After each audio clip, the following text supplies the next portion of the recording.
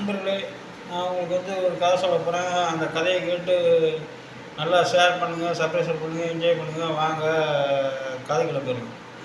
காக்கா வந்து ஏன் வந்து கருப்பாச்சுன்னு தெரியுமா? ஏன் கருப்பாச்சுன்னா, காக்கா வந்து அந்த காலத்தில் இருக்கிற பறவைகளே ரொம்ப அழகாக பச்சை, சிவப்பு, மஞ்சள் கோடு கூட அழகாக போட்டுருக்கும். ஆனால் அந்த காக்கா வந்து அவ்வளோ அழகாக இருக்கிறதுனால அது வந்து ரொம்ப கர்வமாக திட்டிகிட்டு இருந்தது. இப்படி கர்வமாக திட்டிகிட்டு இருக்கும்போது உடனே எல்லா பறவைக்கும் போய் கடவுள்கிட்ட போயிட்டு, கடவுளே எங்களுக்கு வந்து இது வந்து விடுதலைங்க, அந்த காக்கா வந்து ரொம்ப அழகாக இருக்குது, ரொம்ப கர்வம். உடனே கடவுள் சொன்னார், அந்த காக்காவை நீங்கள் நேராக சூரியன் நோக்கி பறந்து போக சொல்லுங்க அப்படின்னு போடி. உடனே எல்லா பறவைகளும், நாங்கள்லாம் ரொம்ப அசிங்கம்தான்ப்பா, நீ ரொம்ப அழகுதான், நீ வேணா அந்த சூரியனை போய் பிடிச்சிட்டு வாங்க அப்படின்னு. உடனே காக்காவும் பறந்து பறந்து பறந்து பறந்து பறந்து அப்போ அந்த அந்த அந்த காலத்துலலாம் காக்காவுக்கு வந்து எவ்வளோ உயரம் வேணாலும் பறக்க. அப்படி சூரியன் கிட்ட போனதான் சூரிய தேவர் ஏன்கிட்டே வந்துட்டியா, நீ வந்து இதோட நீ வந்து கருப்பாக மாறிடுவ அப்படின்னு சொல்லிட்டு, கருப்பாக மாறிடுவ, உனக்கு வந்து இனி வந்து பறக்கிற சக்தி இருக்காதுன்னு.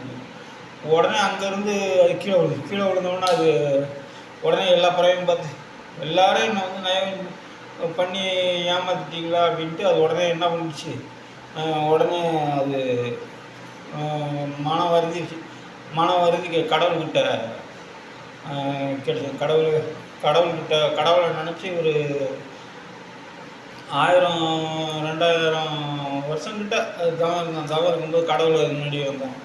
கடவுள் வந்தோடனே, கடவுளை இந்த மாதிரி எனக்கு வந்து இந்த மாதிரி நான் வந்து கருப்பாயிட்டேன், இந்த மாதிரி அது வந்து உன்னால தான், உன் கர்வத்தினால தான். ஆனால் இருந்தாலும் நீ வந்து வருந்தி திரும்பிட்டதுனால உனக்கு வந்து நான் ஒரு வரம் கொடுக்குறேன். ஸோ என்ன வரம் கொடுக்குறேன், நீ வந்து சனீஸ்வரர் வந்து வாகனமாக இருப்ப. அதே மாதிரி எல்லாரும் உன்னை வந்து உனக்கு ஃபஸ்ட்டு சோறு வச்சுட்டு தான் அவங்களே சாப்பிடுவாங்க. அப்படி என்ன வரம் கொடுப்பீங்க, இறந்த முன்னோர்கள் வந்து உடம்புல வந்து அவங்க வந்து பூந்துருவாங்க. அந்த நேரத்தில் வந்து உனக்கு டெய்லியும் அவங்க சோறு வச்சு தான் சாப்பிடுவாங்க. இதுதான் உனக்கு கடவுள்.